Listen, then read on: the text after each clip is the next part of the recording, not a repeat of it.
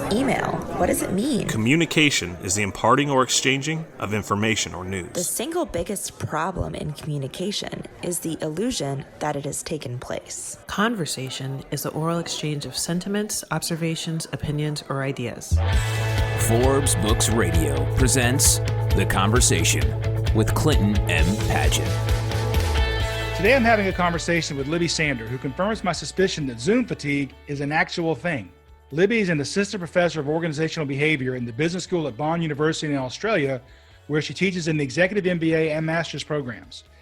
She has degrees in arts, Japanese, and business, a master's degree in human resource management, and a PhD in organizational behavior. Libby is leading an extensive program of research in the workplace using leading-edge neuroscience and big data methodologies. She works with clients such as Microsoft Europe and Lendlease. Thanks for joining me, Libby. My pleasure, Clint. It's great to join you. Thank you. Well, we certainly are living in uncertain times. How are things over in Australia? Things have been really great. Generally, we've had a really small number of cases, only just over 100 deaths so far. Fingers crossed. We've recently had a small second wave in one of our states. But yeah, it's just a really crazy time for the world and how much things have changed, yeah. Did you ever move to remote work, or was it not big enough that it was a problem? People just kept going to the office? Yeah, no, most companies in Australia went to remote work back in sort of March, and honestly, quite a few of them haven't gone back to the office yet. So in the teaching part of my role as a professor at Bond, I am teaching online for our semester now, which finishes at the end of August. So I've been working at home since about the beginning of March. Okay. So that's my next question was, are people online? And so they're still doing it online? Yes, okay. Yes. Well, I saw an article that you wrote discussing Zoom, and I was wondering, is Zoom fatigue a real thing? Yeah, it absolutely is. And I think any of your listeners who are probably, listening right now can relate to that, because this pandemic, when we had online or virtual meetings, it was quite okay not to turn your camera on. People would often, not turn their camera on, have to get dressed for the meeting properly or do their hair and stuff like that. And, all of a sudden we overnight went to this virtual world, and we had to have the video on, and it wasn't just one meeting, before it was, an occasional thing. It was potentially, I've heard of people 6-8 hours a day on Zoom meetings. Yeah, we've had some of those sessions. We converted some of our training classes to online or through Zoom, and those are long, long days for sure. Yeah, absolutely. It's exhausting.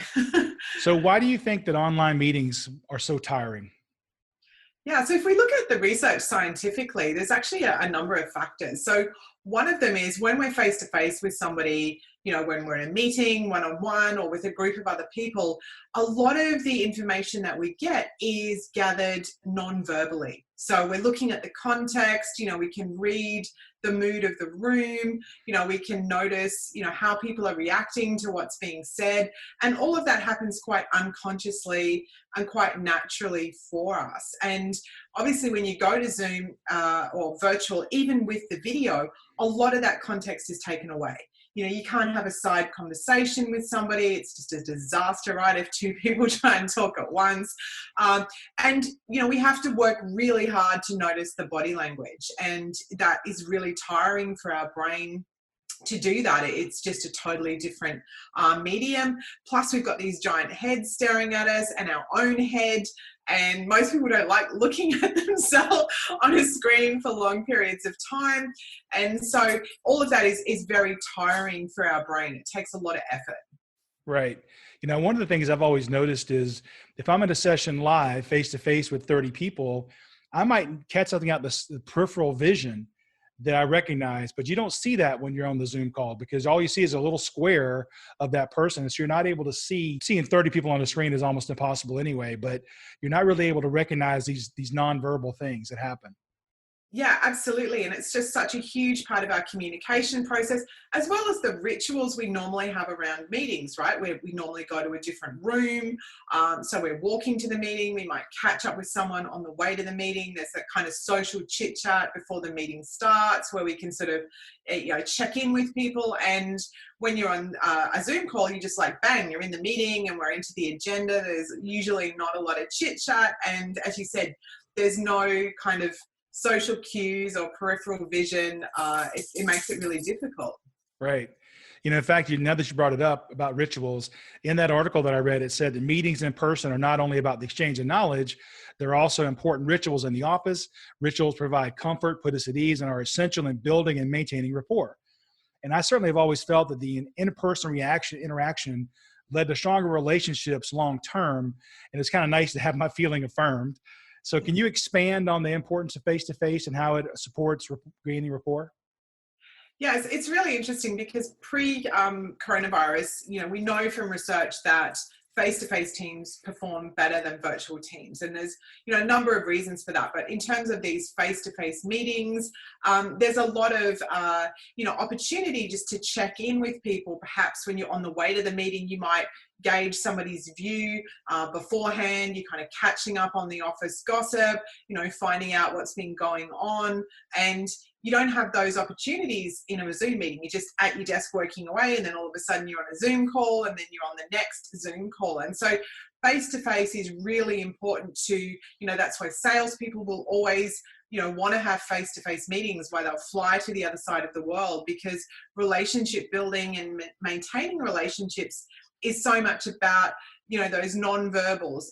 Conversations don't generally flow as easily online or on the phone, especially in Zoom. People are worried, is my tech going to drop out? Is someone going to walk through in the background without any clothes on? Is my dog going to start barking? And that all makes us really stressed. And so we don't feel that we can just as naturally, have a conversation. When we're face to face, we're not so worried about the background noise. It's just a peripheral thing. But when we do Zoom, we know studies have shown even a 1.2 second delay from the speaker makes the other people think, oh, they're not interested, they're not really engaged, or have they frozen? And, that's really stressful. Whereas pauses are an essential part of the flow of a conversation. We're quite comfortable face to face when there is a kind of lull, and we just wait to see where that goes. But as soon as somebody stops talking on Zoom, everyone's freaking out. Has the tech dropped out? Are they doing something else? And so we feel like we have to perform a lot more on Zoom, for our boss. We have to try a lot harder, and we just don't realize how much load that adds to us cognitively and emotionally. Yeah, I saw the video you were referring to about the person walking naked behind the fact that she was a fashion person. And so right. It's like, I saw the quote was, put me off my porridge, which I assume would be a British kind of thing. Yeah, exactly. I think you guys call it oatmeal. But yeah, put you off your breakfast. But yeah, nobody wants to see that, right? No. So. But certainly I know everybody in the world has probably seen the video where the kids interrupt Professor Kelly during his BBC interview, and he's filming from home and his wife rushes in to grab the kids. I'm sure we all worry about that sort of thing. And does that anxiety play a role at all in Zoom fatigue? Yeah, it absolutely does, because you're kind of on edge all the time. I was recently doing a radio interview for a national program in Australia, and, you have to kind of keep, it was only audio, there was no video, but, you have to keep very still in those kind of things. And my dog, who sleeps in the office at my feet, started having a dog nightmare, and he started, whimpering in his sleep, and he was getting louder and louder. And I couldn't kind of move and just leave and go and kind of wake him up or comfort him. And I was waiting to see if they noticed that, what's that strange noise in the background? But I actually ended up mentioning it. They thought it was quite funny, but it is. I was really stressed. I'm trying to answer the questions on this live radio, and, the dog's whimpering. So it is very stressful. I mean, I read an article about Professor Kelly, and he talked about, he thought that part of his career was over. He thought he let the, BBC down, and ended up people were very, very forgiving and actually quite amused by it all. Yeah, look, one of the great things I think that has happened as a result of this change is that certainly in Australia, and not so much sure in the States, but all the radio companies, programs were broadcasting live from home. So the announcers were actually facing exactly the same issue. We had TV crosses from home. I think you had that with your governor in New York in the basement. And so people are now realizing that, we're not robots, we're humans. Like, we have other stuff going on in our life. And there was actually one in the UK the other day where they were doing a live TV cross. I think it was with an academic, and she was talking away, and her little daughter came in the background and was rearranging things on the shelf. I think she was only like, 3 or 4 years old. And the announcer actually said, what's your daughter's name? And then started, talking to her daughter and saying, I think that would look better on the next shelf. And she came over, and the mum just picked her up and then gave her a hug and put her down, and she went off. And so she wasn't, stressed like poor Professor Kelly was, because we've accepted now that, this is the reality that we're in, and none of us live in panic rooms where we can just block out all of the sound and all of the distraction. And so I think that has really helped people feel that, it's a more human approach. And he kind of broke the seal on that, right? So he was, Yes. he became the poster child for it. I felt so bad for him. That was always my nightmare. I have 2 kids who are, 10 and 12, and I often do radio at home, sometimes TV, before coronavirus anyway. And I would always be, don't come in, don't speak, don't do anything. And I was terrified of being like him. And now I still tell them, please, be quiet, but I'm not so stressed that it's going to be a career-ending move. Right. So I was thinking, maybe our kids running in as we're live streaming is taking the place and of our nightmares of where you show up at school and didn't know there was a test. Exactly, right? Exactly, yeah. You don't know what's going to happen.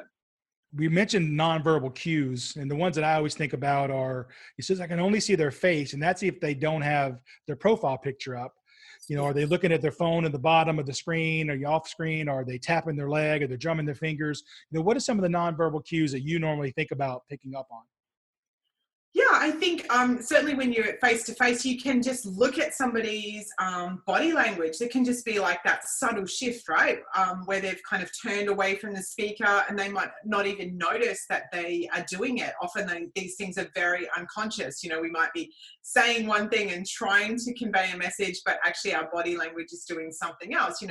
Crossing of the arms, staring out the window, as you said, glancing down at the phone. So all these things that can be very subtle, that kind of show maybe someone's not agreeing with what's being said, or they've lost interest.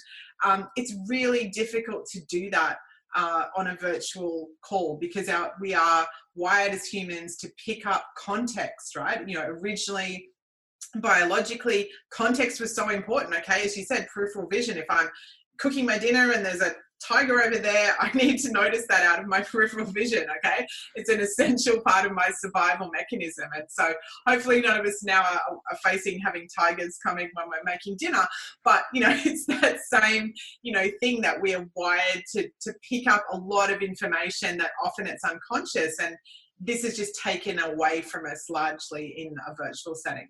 Yeah, I agree. I think if there's one positive is it's hard for people to start whispering back and forth to each other on a Zoom call like they would in a live session. That's always a problem. Exactly. Like you just can't do it. As soon as one person even tries to whisper, it's a disaster. And yeah, the whole thing falls apart, and then people are trying to restart talking, and they talk over each other, and then everyone stops. That natural flow is just impossible. I was on a Zoom call recently where I was a zoning commission for something in our neighborhood. And I'd say it was a big contentious thing. There were 99 people on the Zoom call. And I would say probably 97 of them had never used Zoom before. And so trying to get these people to turn off their microphone, and you'd hear somebody walk into the room and ask a really inappropriate question for everybody else to hear. And it's like, oh, educate these people. Come on now. Yeah, that's a nightmare. It's the stress of like, all of a sudden I thought of a good idea or a point. My boss said something, I want to jump in, and I start talking, and then I realize my microphone is muted. And then, that's just awkward, embarrassing. Then I have to start again, and I'm all stressed. Yeah, it can be really challenging. There's a video on YouTube about what if, conference calls if they have actors playing a conference call and people are walking in the room and then walking into the door and they're talking and nothing's happening. It's really, really funny. And that's really exacerbated in this pandemic with Zoom. Yeah, absolutely. Like all of our, office nightmares, we might not have phones ringing in the background, but we might still have other devices, pinging us. And as you said, dogs and people knocking on the front door and children and other people in the house. It can be really challenging. Absolutely. Now, one of the things that I saw in the article I thought was interesting, you mentioned the drawback about no water cooler catch-ups. What do you mean by that? Yeah, so I think one of the it's become a bit of a satire in some TV shows now, like The Office. I think everyone can relate to it, but whether it's an actual water cooler or a metaphorical water cooler, it's the kitchen where you might be making your lunch, getting your lunch out of the fridge, literally getting some water, and it's that kind of chance to catch up and kind of share stories and what did you do on the weekend, and a lot of social cohesion and bonding happens around that. Even people you don't work with all the time, it's just saying hello, asking how you are, what they've got on. So it's actually a way of picking up a lot of information that might not normally come to you, that could be incidental in the organization, but it's still actually useful for you to know or interesting for you to know. And that obviously just doesn't happen when you're working remotely, because you don't just bump into people and then say, oh yeah, hey Clint, what are you up to? And you say, I'm working on this new project, and you realize there's a synergy there that perhaps you could, work together or share information on. And so those informal catch-ups are really important for knowledge sharing and social cohesion as well. I've always been surprised by the amount of information that bubbles up organically in these conversations. And sometimes it can be about a different topic, but it ends up helping the company or the project as a whole. And to me, that's one of the challenges of going with having to go virtual and work remote, is these organic conversations just don't happen. Yeah, it's something we have to put attention on, because we know there are lots of benefits from remote work for productivity and well-being and a whole host of things. But what we lose is that spontaneous interaction of, as you said, bumping into each other and then sharing information that then leads to something else and leads to something else. Because when you're in a Zoom meeting, everyone's so conscious now. Oh, I don't want to, okay, we've got this amount of time, we've got to get through this stuff. I don't want to waste the other person's time. There's kind of no time for chit chat. Whereas if you're both walking to the kitchen or the water cooler, it's implied, this is just kind of casual time. You would have been doing this anyway. So it's fine to ask about your weekend. It's fine to sort of explore things that aren't on the agenda, that are, incidental, but are really important for innovation, and they're really important for just sparking ideas. Yeah, 100% agree. I mean, I think that it's also helps with relationship building, these side conversations. I work on a lot of global projects where the team may not have met each other physically face to face because they've been in different locations. And these chances to come together, what happens is the relationship really deepens on the coffee break, on the breakfast meeting, on the lunches, and on the team dinner. It's a chance to really get to know who Libby is, who Clint really is.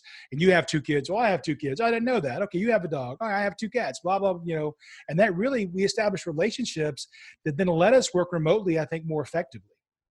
Absolutely. And that's a key thing. Teams that already knew each other face to face and had this bond can probably work effectively virtually. Whereas we're doing some research at the moment about, well, what if it's a new team? Like, how often, what's the ideal amount of time that they need to get together face to face? And as you said, we've been able to do virtual conferences for years, but we haven't. We've taken huge amounts of time and money to fly all over the world to attend face-to-face conferences at a lot of expense, because you can't replicate those out of session experiences. I've spoken at a number of online conferences that have changed since this has happened, and it's just so strange. As a speaker, you don't have any energy from the audience. There's no opportunity for interaction except the questions and the chat at the end. And all of those networking opportunities that are just, social capital is essential in most people's career nowadays. And, it's super hard to do that on Zoom. And as you said, the lunches, the coffee breaks, the drinks, where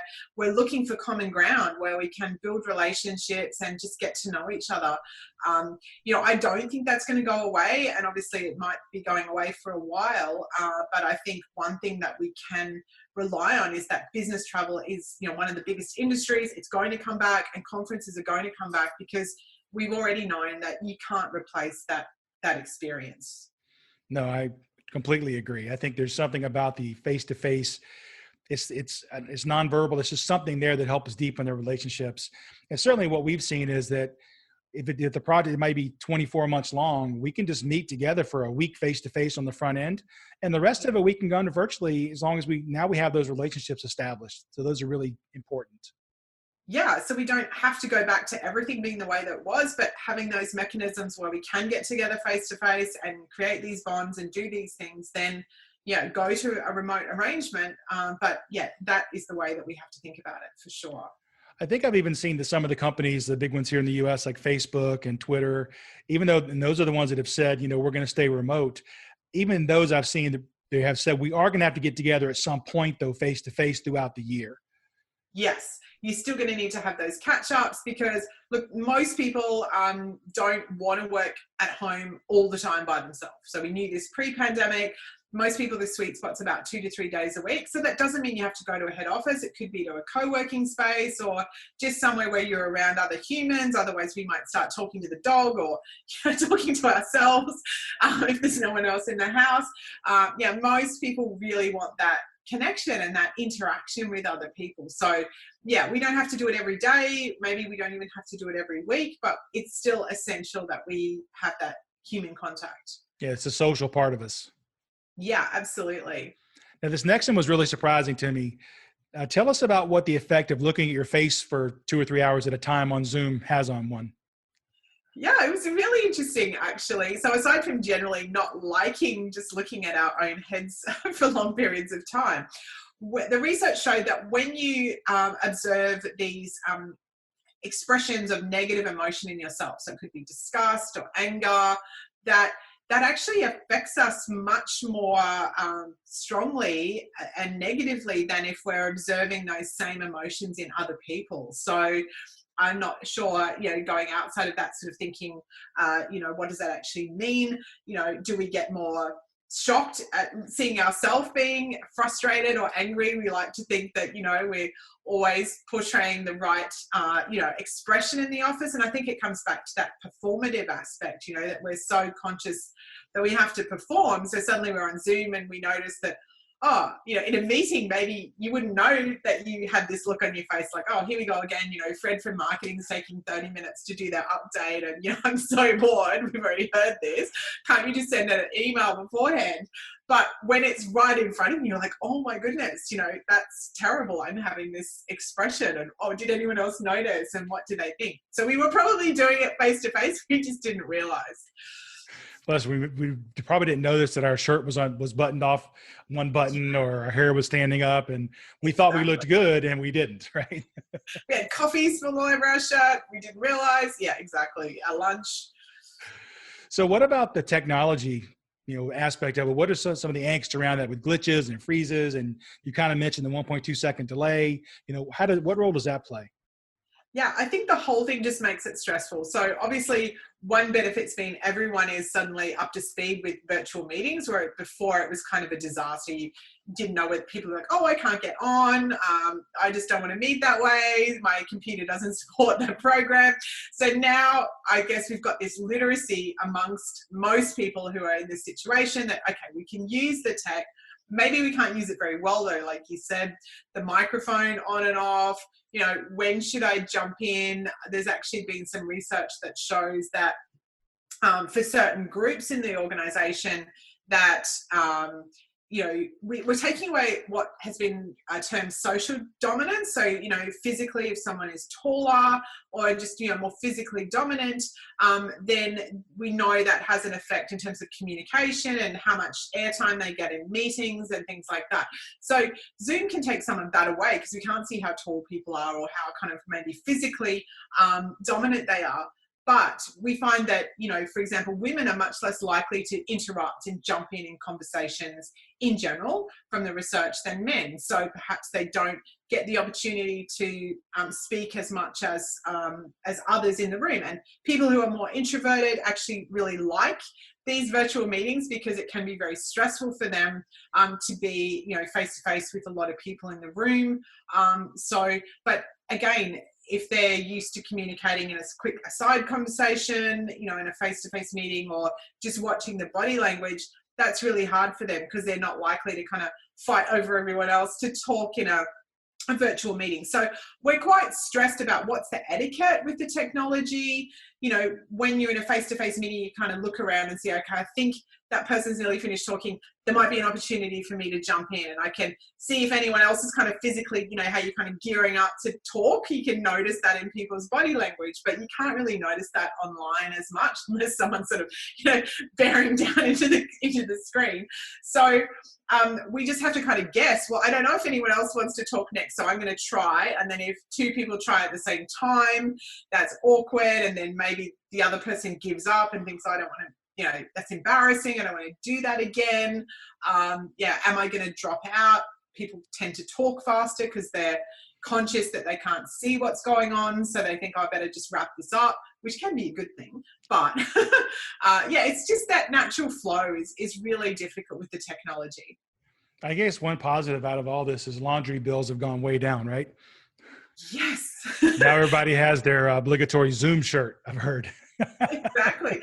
There's been some great memes on Twitter about people in their board shorts or their tracksuit pants, and then they've got the Zoom shirt. We had the ISO hair phenomenon early on, where people can't go to the hairdressers, so we just have to accept whatever people's hair looks like. Whereas previously, if you went to a face-to-face meeting and you're a man, you hadn't had a haircut, like that would just be really negatively viewed. Whereas now people are like, oh, well, you can't go to the hairdressers, so that beard is just getting longer and longer. So, yeah. What tips and tricks can you give us to reduce the fatigue, if any? Yeah, definitely. So I think one of the first ones, which sounds super obvious, but is just, do you actually need to meet at all? And I think this is something that we suffer from face-to-face as well. We have so many meetings, and some of them we don't need to have. We could share a document and people could contribute to the document. So there are meetings that are about discussing important issues and relationship building and problem solving, but a lot of them are just information sharing and catch up. And now with Zoom, we feel like we've got to do that more to get that social connection. But in some cases, people are just resentful of that. You think, well, if it's an information sharing meeting, can we just have that offline? Can we just share documents and do that a different way? Then if we do have to meet, don't use video. Sometimes you can just use the phone. It's actually far less stressful and cognitively draining on the phone because you can only focus on one voice at a time. And you don't have all this visual distraction, right? It's just the phone. You can also walk around on the phone, and for a lot of people that find that really helpful to think, they move around, and just to be sitting in one spot and you really can't move a lot on Zoom. So for a long period of time is really tiring. So have the phone. Do you have to meet at all? Use the phone if you can use the phone. And then thirdly, maybe don't have the video on. Like we don't have to have the video on all the time. And then if we do, just try not to stack lots and lots of meetings back to back. Make sure you schedule breaks like you would in the office. You'd go get a coffee, right?